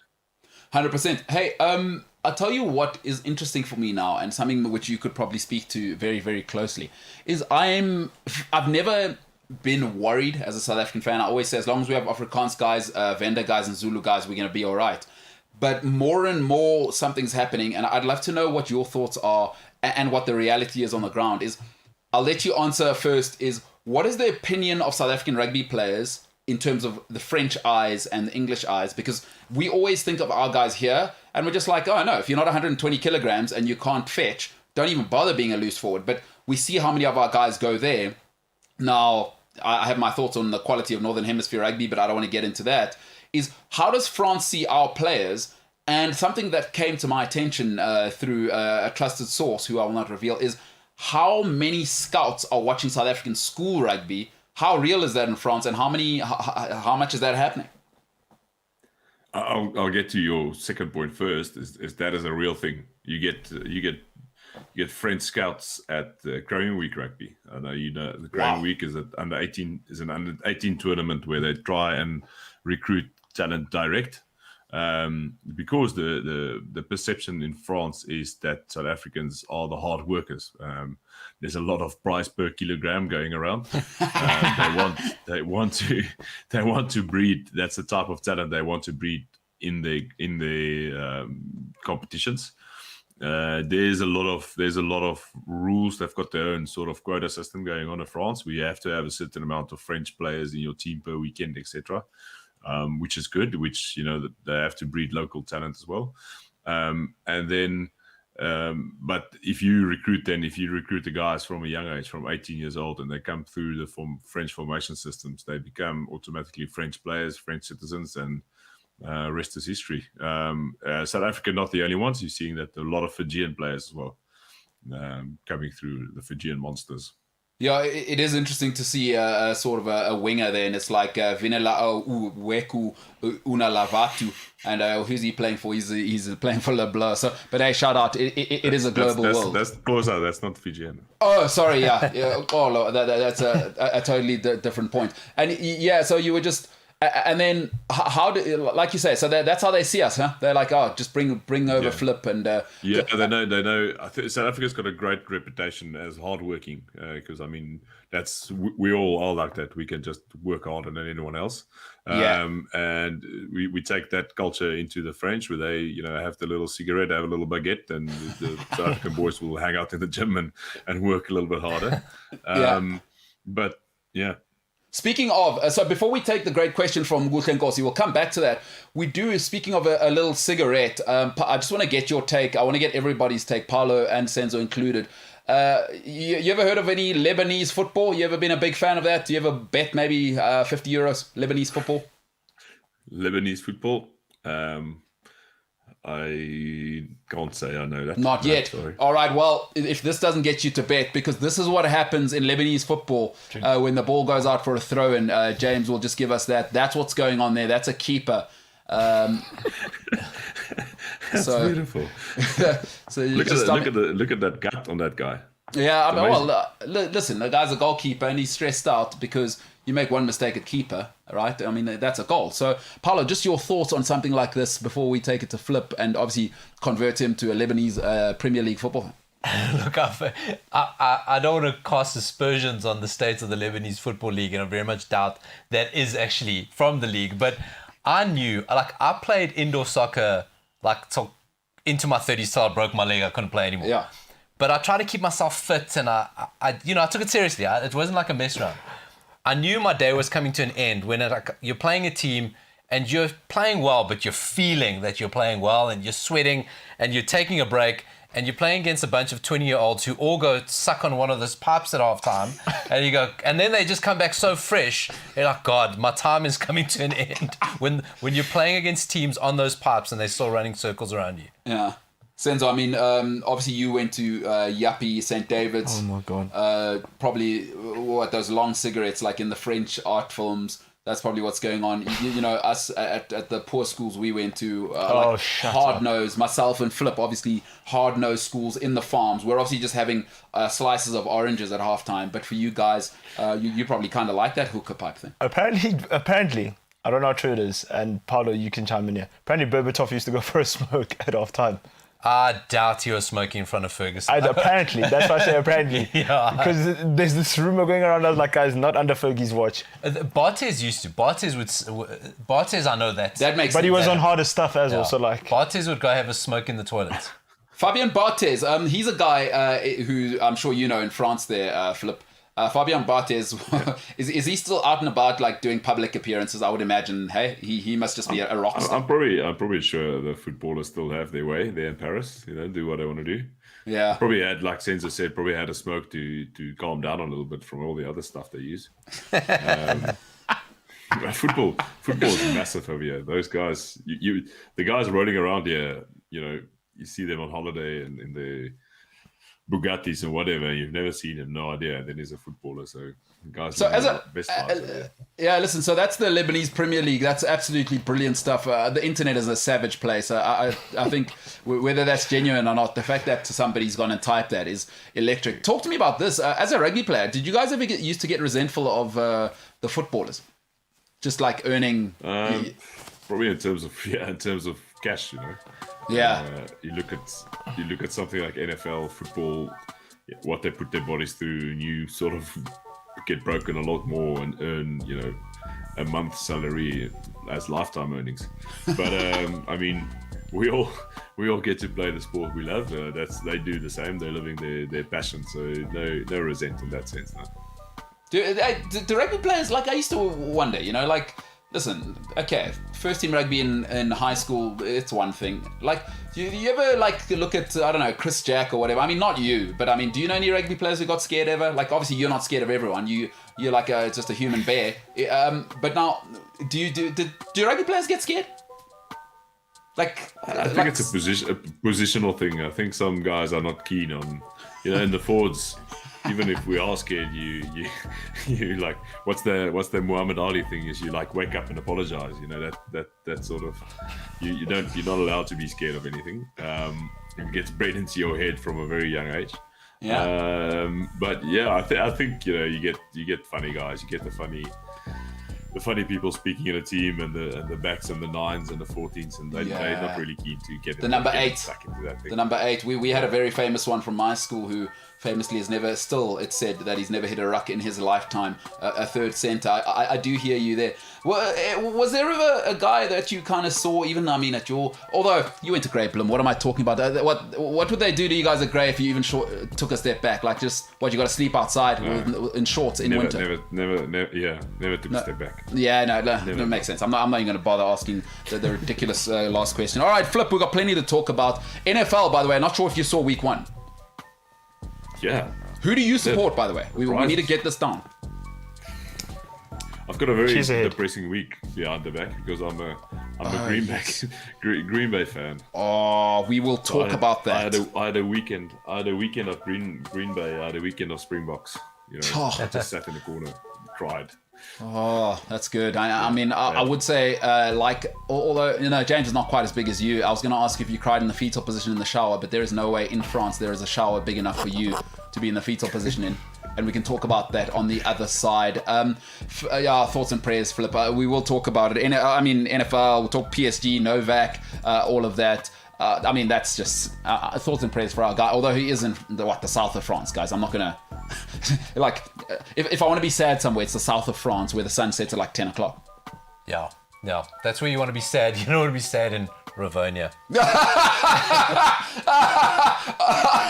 All right, I've heard enough. All right, okay, we're gonna go to a break. The MKT Show.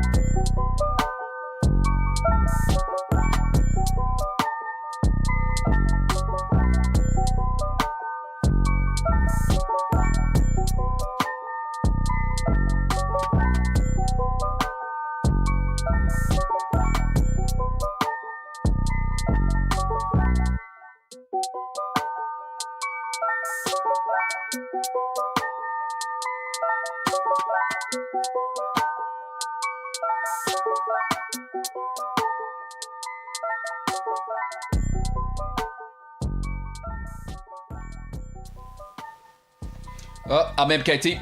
That's me. It's my show. That's all it is. That's what's happening. Hey, Flip.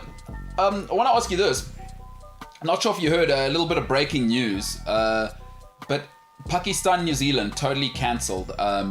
So I don't know what's happening with cricket. Obviously, that's a whole situation. But that's just breaking news right now. Senzo Stebe, maybe you can tell us a bit more what has gone down there, buddy. Pakistan, New Zealand. So New Zealand were due to tour Pakistan for the cricket, and they literally, like an hour ago, they said due to security fears they couldn't carry on with it, and which poses an interesting thing, because now the England ladies team and the men's team are due to go to Pakistan, and if New Zealand are saying no, we're not coming, what do you think the English are going to say? So yeah, it's a bit sad. Oh, and all the Pakistani players, they're very upset about it, and because of the financial aspect of it as well. So they're very, it's a big thing. Now, I mean, let's be honest. Yeah, that's exactly what's happened there. It's got nothing to do with security. I haven't heard anything from Pakistan. Or is there a situation going off in Pakistan right now? No, I mean, but I just think because of the whole Jacinda will not. So not even the Jacinda things, because you know what's happening next door, right? Is that what? Come on. Yeah. But they've got no more. They've got no more Islamic. Yeah, Pakistan's hiding out in Pakistan. They're all sent back now. So I mean, what's the stress? Because do you know? Because the thing is, New Zealand cancelled it minutes before the first ODI. What? So, yeah, they cancelled it like as the first ODI was supposed to play. So wait, are the players there already? They're there already. Oh. What is going on? Because they said so Jason Gillespie is tweeting. He said New Zealand cricket would have not made the decision to end their Pakistan tour lightly. They have shown time and again that they were willing to do whatever it is to protect. Yeah. Paolo, your thoughts? No, it's just like, I mean, this is the second time in like 2 weeks. Yeah, I know.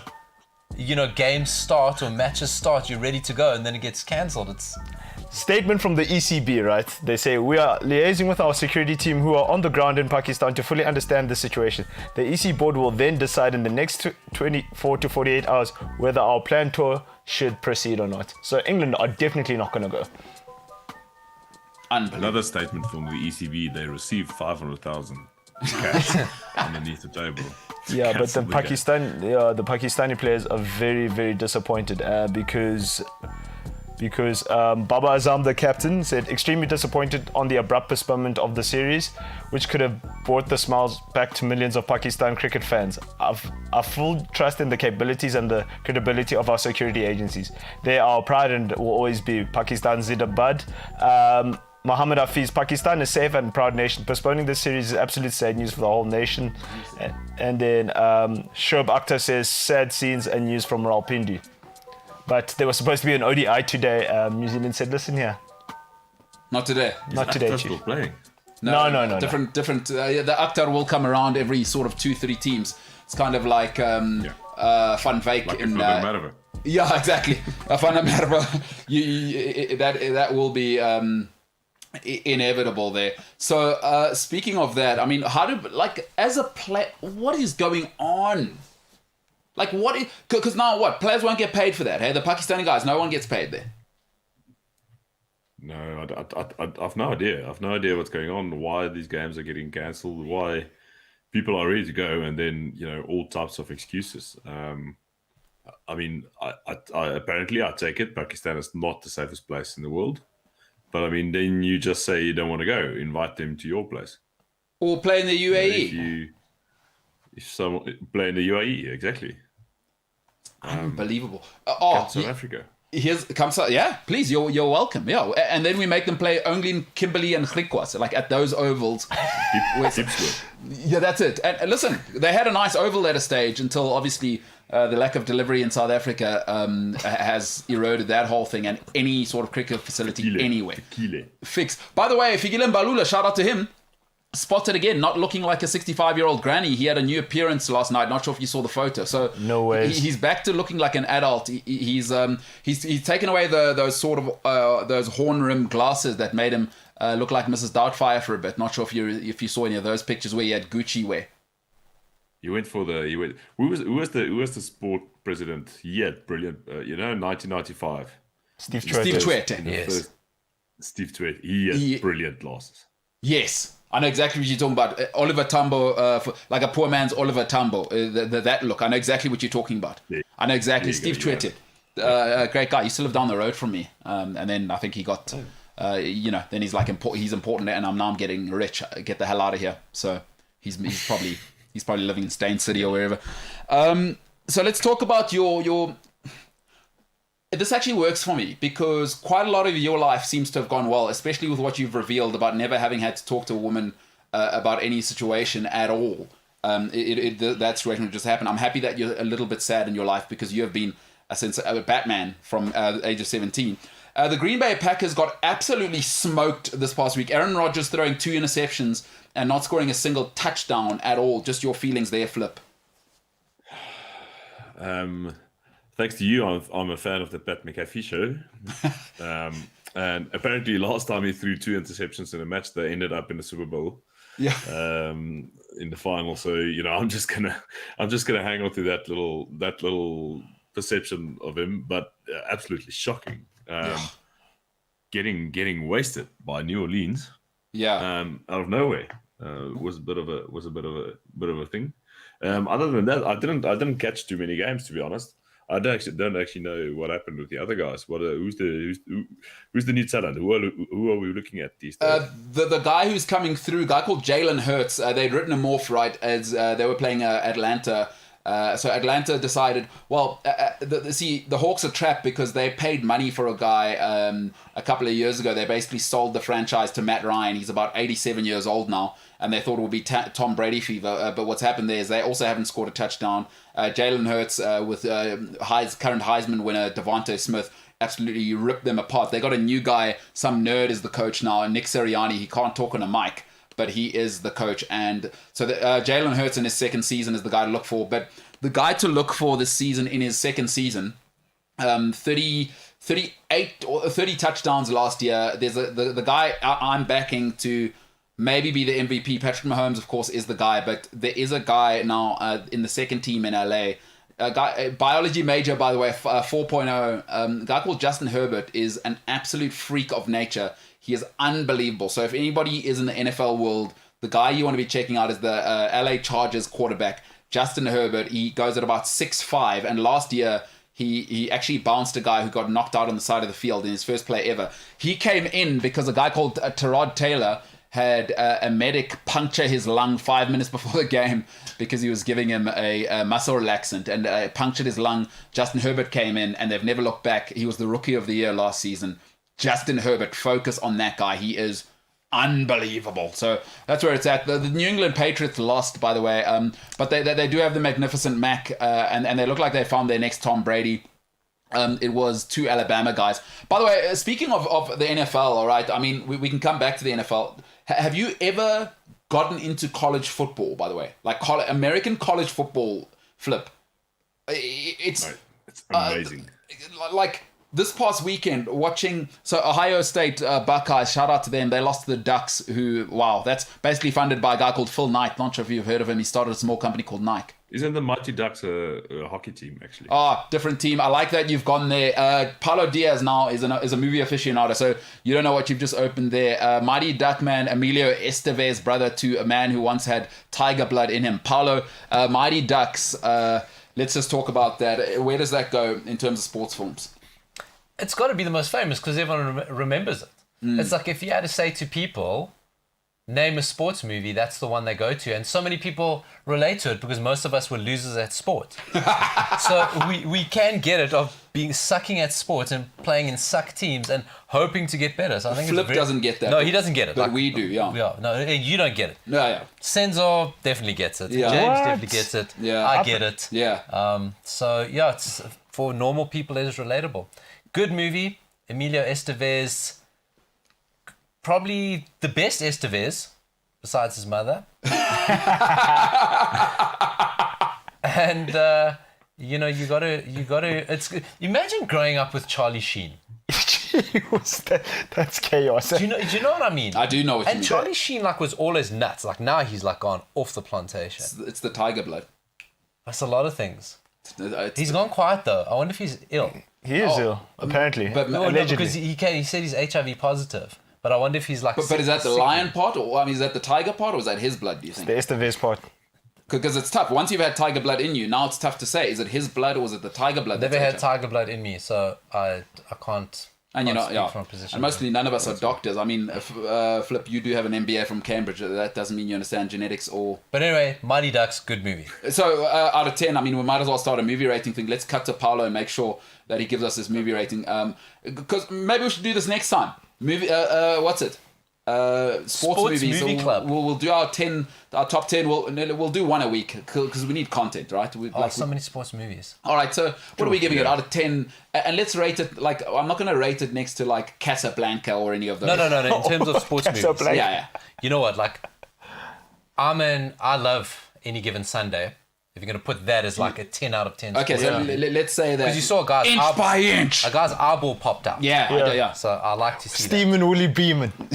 I'd put 7. Mighty Ducks is a good 7. Mighty Ducks. Okay, so 7 out of 10. let's just have the guys in the back write this down because obviously they have to do it. I will forget. 7 out of 10 for Mighty Ducks. I'll write that down so people make sure. You ever seen Mighty Ducks, Flip? You obviously can't identify. You ever seen where people suck in Mighty Ducks, little quack.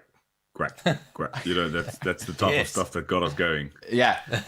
Every time I look up in the sky, I see the flying V. That's the type of things I reference in my day-to-day team meetings. But he says that. People think I'm a magnificent leader. It's actually just because I saw great movies. But if Guardiola stopped training one day, in his book, he stopped training one day to make the players watch the geese flying in formation. Oh, wow. He made all the players stop, and I think it was still at City, to watch the geese flying in formation and how they work together. Ferguson also used to talk about ducks and geese and birds. Yeah. Also used to watch Shout it. out to Vince Lombardi. Don't know if you guys know Vince Yeah. Lombardi. Do we know Vince Lombardi? All right. Little coach. Titletown, Green Bay Packers. Flip, if you don't think we're an international show, you are wrong, pal. Now, it's called Titletown for a reason. The great Vince Lombardi, the trophy in the NFL, of course, named the Lombardi Trophy that you lift up above your head, which Aaron Rodgers has not done since, I believe, 11 years ago. So, shout out to you there, Flip. Exactly. Guys, can I just... If you do any sport, sorry, James. No, don't be Take a sorry. minute. Don't worry about James. You've got an MBA from Cambridge. Go ahead, Flip. He went to AFTA. If you James, do let's any sport, Yeah. if you lift a weight or you run 1 kilometer a day, you should read a Vince Lombardi book. You are obliged to read. From now on, everyone who watched the MKT show, get yourself Vince Lombardi book. The quotes. It will make South Africa a better place. Oh, the quotes, the pull-out quotes. You're so right. All right, James, obviously a very diluted version of Afrikaans, and you can totally relate with the Mighty Ducks because James is... I am not kidding. He is the clumsiest human being I've ever met. Incredible at graphic designing. He'll make a meme of Senzo, obviously crying and exploding. But do not ask him to do anything where it requires coordination or any sort of physical prowess. Jimbo, what you got to say, pal? So we have to go back a little bit because I wanted to ask this question just now. who had a tiger's blood in them? Oh, I'm so glad. Listen, I'm so glad you have that question. Only Paulo Diaz can answer this. Paulo, I mean, what? You know what? To answer that question, we'll get to the answer of it. Paulo, first of all, let's talk about a podcast, the only podcast everybody should be listening to in South Africa who likes the best decade of music, according to you and Dory. But okay, we're obviously promoting it now. So the best decade of music only comes from one decade. Let's punt that podcast. And then let's get straight into who had tiger blood, and maybe we can get into more of the Estevez/Sheen family. A Stanford study showed that people of all generations and all different musical types, that the 80s music that they listened to in the sample made them, by and large, the happiest. That's science. It is that 80s show. We do host the biggest 80s related podcast in South Africa to 100 listeners. You should have capped it to 80. The 80 show. We tried. It was caught between growth and novelty, so we didn't really quite know where to go. Yes, that's why they asked Charlie Sheen, because we host that 80 show. We talk about stuff from the 80s, and every week we recommend 80s movies people may have forgotten to watch. And we go through really good stuff and really rubbish stuff, obscure stuff, novelty stuff. And Charlie Sheen shows up quite a lot. He was in a fantastic movie called The Wraith, where he died. Charlie Sheen's character died and got imbued with the spirit of a evil car. Wow. Or alien car thing. Okay. The Wraith, fantastic. It's amazing. Yeah. And Charlie Sheen, he was in Wall Street. He was the only one that matters. Greed is good. He was in Hot Shots. Remember? Hot Shots. Yeah. Which was a parody of Rambo movies and things like that. Yeah. In the 90s, he replaced Michael J. Fox on that TV show where they played Spin City, thank you very much. Yeah. He replaced Michael J. Fox. Can we not forget that Charlie Sheen was actually in Platoon? That was war movies ever. So, in Platoon, the director took all those young actors and they sent all of them to stay in the basement of this Vietnam War vet who had completely gone off the plantation. And now everyone blames Charlie Sheen. Exactly. It was this guy, and they all had to go live in his basement, and they were petrified because they were young. They were 19, 20, and just starting to come out. It doesn't matter if Charlie Sheen, if you're Hollywood royalty, you're still going to be scared by a Vietnam War vet locking you in his basement. Yeah. And it was very traumatic for these guys, and the director wanted them, he'd hark back to that on set, saying, remember how you felt, remember how scared you were. And that pulled out their performances. Then we wonder why Charlie Sheen went nuts. He's always loved the drugs. Exactly. And then... Was that war vet Clint Eastwood by any chance? See, could have been. Could have been. Clint will do... By the way, he just did a new movie. Not sure if you saw that. I don't know what the new one's called. There's a new one. He just wrote it as well. You know what Clint's done? By the way, I had a baby at 71. Not sure if you know that. My man. He had a baby... He's got iron in his blood. Yeah. Clint Eastwood, shout out to the real bad boy of films, had a baby at 71. But he's just like his all his latest movies. He's writing, directing. Like he's the water lady, the tea lady. But he does have an Oscar for that. So he's doing everything in the latest films because it's like, you know what? What's he, Dirty Harry? If I've been Dirty Harry, screw all of you. I'm about to die soon. I'm gonna have a baby, and then the whole film is about me. So yeah, I'm not sure what the new one's called. Maybe we could just have the guys in the back Google it. Feel lucky. Do you feel lucky? Clint Eastwood would walk in here, and you get old man tough strength. Yeah. Old, you get those old school, hardcore old guys. The guy's 91. All of us out. He'd knock all of us out. Absolutely. Anyway, to answer James's question, is that Charlie Sheen, sort of as his last major public appearance, went on a talk show and said that to help him fight HIV, which he had admitted to having on the show, he gets himself injected with tiger blood. Obviously not true, but that's what he said. But let's get a look at James's face back there. Macho.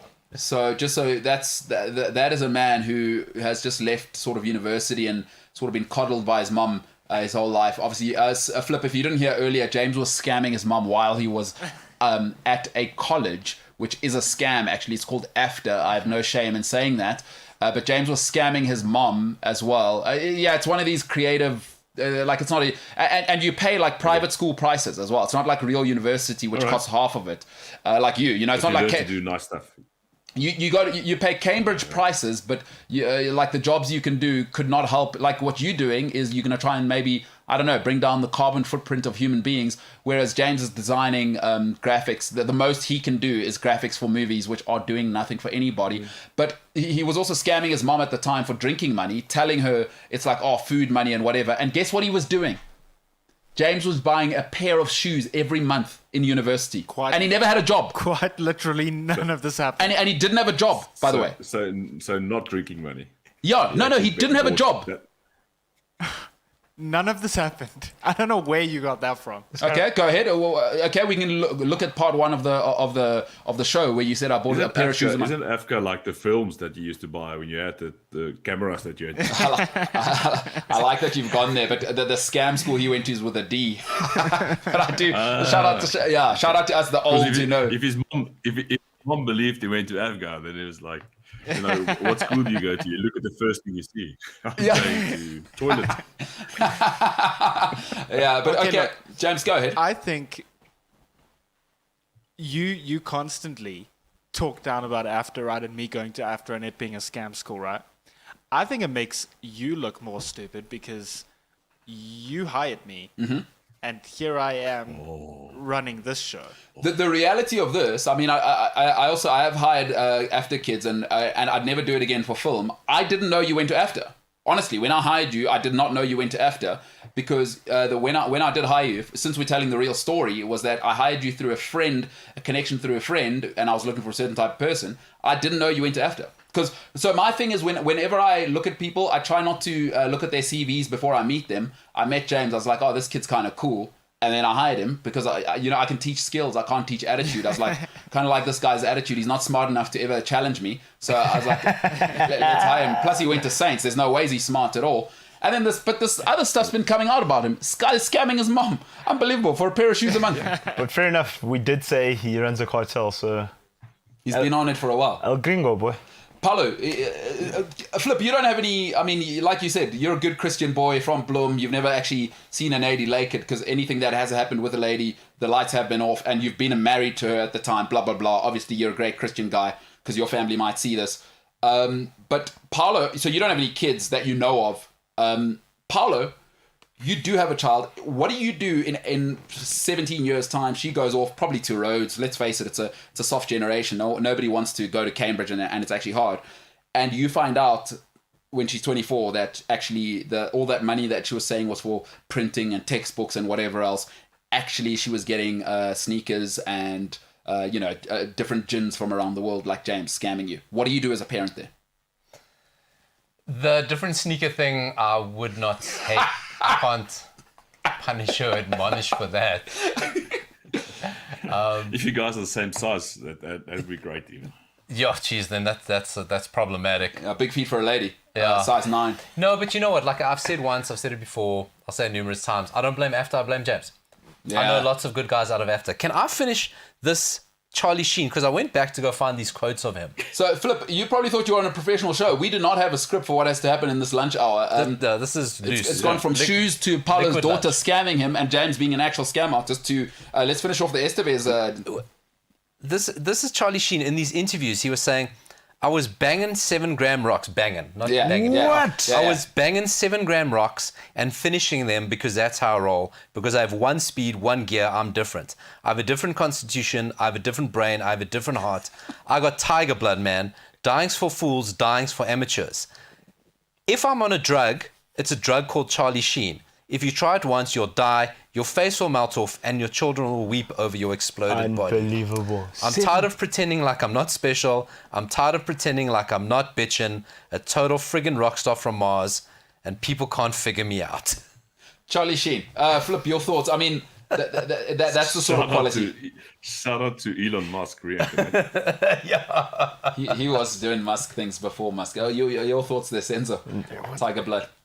That guy's, but in his defense, he did outlive everybody. Him and Keith Richards, they different, man. Charlie Sheen, what a wild different. life. Speaking of a wild life, a guy who tried to spread COVID in the entire tennis community, just also like, you could probably empathize with this guy, right? Is you guys have had tough weeks, So I don't know if you remember, he went on a tour with his Baltic buddies where they like COVID's not real, and like let's make this very clear. I'm friends with a lot of Baltic people. It's important to say that before you say something derogatory about people. You know, it's kind of like that. I'm not racist, but but dated. I dated in the Baltic region. Oh, okay. So okay. So we've both been there. Trust me. Wow. Never go Serbian again. I've learned a lesson. Don't go Serbian. Never ever go Serbian again, man. Yeah, I agree. 100%. You've been there. That's smashing tennis rackets. That's going to be your head. That's well said. Guy from Serbia is like Baltic people are different. They do think the world revolves around them, and shout out to them. You need that. America thinks that. Australia thinks that. South Africans think that, and I guess you need that to win. Hey, you live in France. They will. You know how it goes. Novak Djokovic, much like the Springboks and the Green Bay Packers, a loser. Just your thoughts on him. Will he ever be compared to Roger? Loser. Yeah. Nah. I'm not a big Djokovic fan. I think it's easy to say now these days because now you can be opinionated. He's so good, you can hate him. Yeah. Shout out for looking like PSPs. But I mean, yes, That's what it is. yes, That's what it is. but he's got such a weird attitude. You just can't love him. I understand. Tennis is a hell of a tough road. It's tough, you're on your own and you cramped up with your own thoughts a lot. But this guy is like, I can't get it. He's obviously very good. But yeah, we'll always stay. I'm actually a Nadal fan, and then a Roger fan. Talking about sneakers, I got the new Roger sneakers. I'm that fashionable guy now. Yeah. Oh, yeah. What? You got them with you? All right, let's get a full view shot. You won't get those here. I'm telling you now. No, they won't. Oh, Class. let's get a full screen. Look how big that foot is. What size are you? Oh, The Roger. class. So how many of those were made? Like 15, and you got to be a Cambridge/Bulls legend and Springbok to get them. Early investor, mate. Oh, I'm joking. It's a kick fund. I would love to claim that. No. It's you go online. Huh? Just bought them online. I thought I'm grown up enough to own white sneakers. yes. First time in my life. Now that I live next to the beach and everything, you have to get into that Cape Town lifestyle. Got myself white sneakers, and I just thought I'll make it a little bit more sporty, diversify a little bit. Oh, those are If you have to go to a nightclub and then go tennis afterwards, I'm ready. My man. That's exactly. Senzo, you were saying earlier what?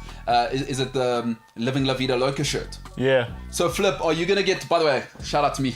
So if you don't think I've got a racket and you think it's just Djokovic, I've got single hand backhand. One thing I never liked about him, double hand backhand. That's for ladies. Sorry, that sounds sexist. Single hand backhand.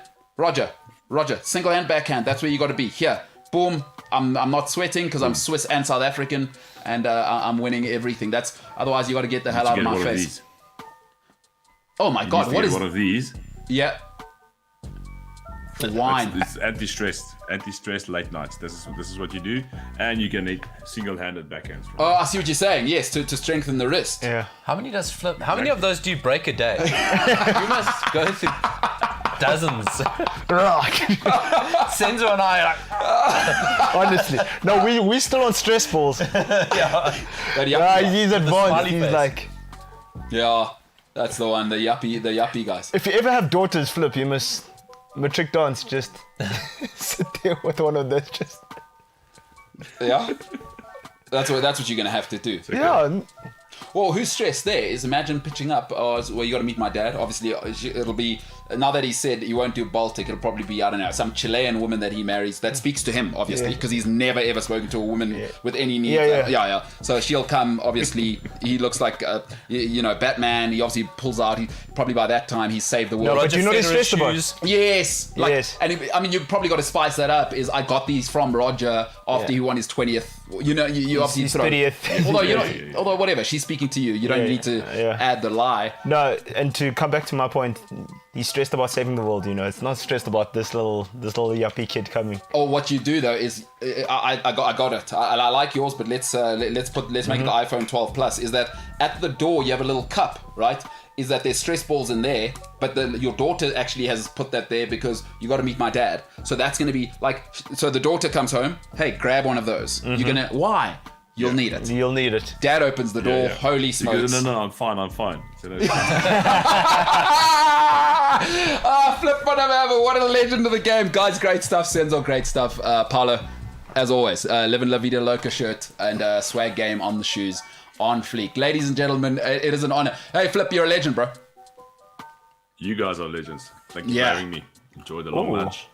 Always. All right, ladies and gentlemen, this has been, we can leave it on that screen there, James. Let's finish with Flip on screen so people can say I'm big time when we do clip this. Ladies and gentlemen, my name is MKT. This man over here is Flip Funamava. It's been the boys. It's been Paulo Diaz, it's been James Ilsley in the back. It's been Senzo Sitebe. It's been Voyo. It's been Sipo this side. We got a new guy in the back who actually probably the blackest guy I know. His name is Ryan Tinlin. But I'll tell you why I think he's black next week. And I called it straight away when I met him. He's a fantastic kid. He's new in the back, a man who is here at the studio.